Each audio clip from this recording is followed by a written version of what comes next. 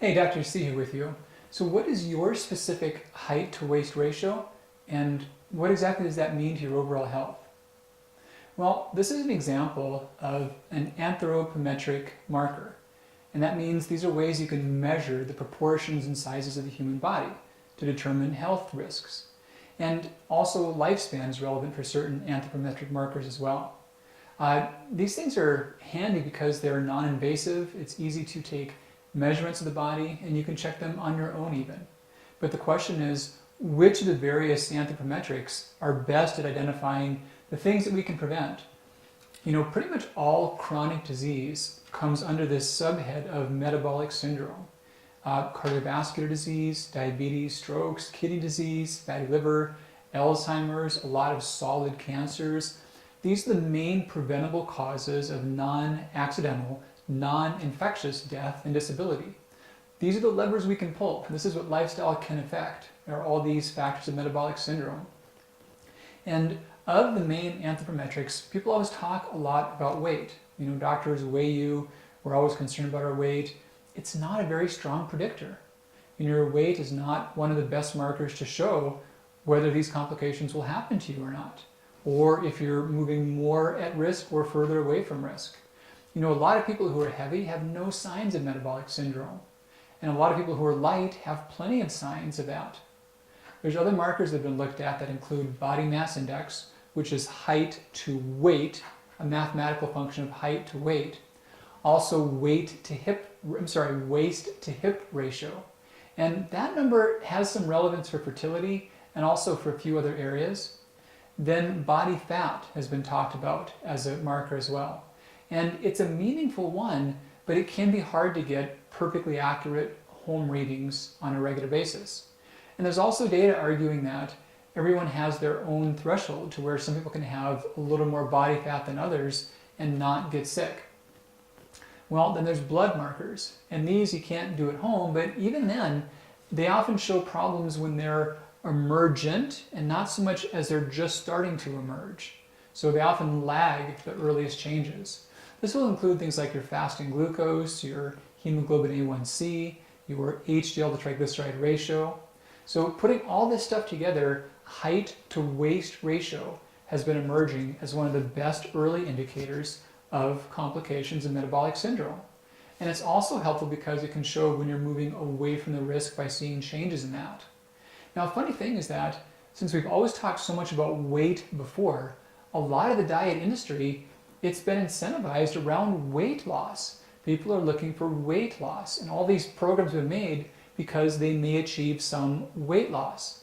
But health, return to health, is lasting waist loss. That's what really makes a difference. Weight loss alone only helps when there's waist loss along with it. And sometimes there is, but in many cases there is not. Many people may lose 5, 10, 15 pounds and barely move an inch. And in those cases, they're not healthier people. They've moved their health in the exact wrong direction.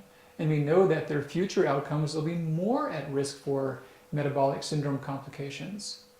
And what really goes on is that the body has this tiered system of places to put fuel. So our carbs or fats primarily, but even ketones and alcohol, they're all fuel. And we first put fuel in the bloodstream and then quickly into the muscle tissue. Healthy muscles take it up, they store it, they use it. When the muscles can't take more, it goes in the subcutaneous fat, the fat under the skin. That's the stuff that's not all that dangerous. The next step from there, if that's too full, and the body can't grow more fat well enough, is it goes into the visceral fat.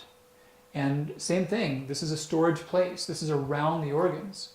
When the visceral fat can't hold more, the body cannot expand that, can't stretch that suitcase any further, then it's going to spill into the organs. And when the liver cells can't hold it well, it goes between the liver cells.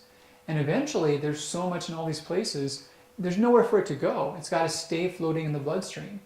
And that's when we're seeing blood sugar high, triglycerides high, ketones elevated, cholesterol elevated. Those are all versions of fuel that are leaking out of the liver because the body can't hold on to that. And this whole thing predicts heart attack, stroke, and early death. and waist to height ratio is the most sure way to know that this is happening. More so than body mass index, weight, or waist to hip ratio. And if someone's at the extremes, they can even see 10 years off of their lifespan based upon their height to waist ratio. Now, the one pitfall are smokers. So one pitfall is smokers. So smokers may be lighter, but obviously not healthier. So this is all assuming we're talking about non-smokers. So based upon your score, we've got some ranges. And these are going to be extremely thin, healthy, slim, healthy, early risk, significant risk, or severe risk. These are a little bit different per gender.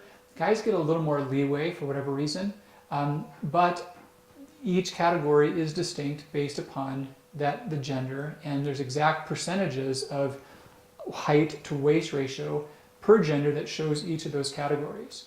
So I built a calculator for you, and you can just plug in your height, your waist circumference, and also your gender. And from that you can learn your exact score in terms of a percentage, which of those categories you fall into, and how you can go about improving your ratio if it's where you wouldn't want it to be. And that's the thing, is that it can change, and it can change pretty quickly. So the Metabolism Reset diet was all built around improving upon this ratio and getting it more favorable. So take just a second and plug in your numbers, find out where you are today, and drop on back a month out, see where your scores have changed and moved to, and also figure out where you want to get for your very best health. All right, Dr. C here with you. I'll see you with your results in just a second, and take great care.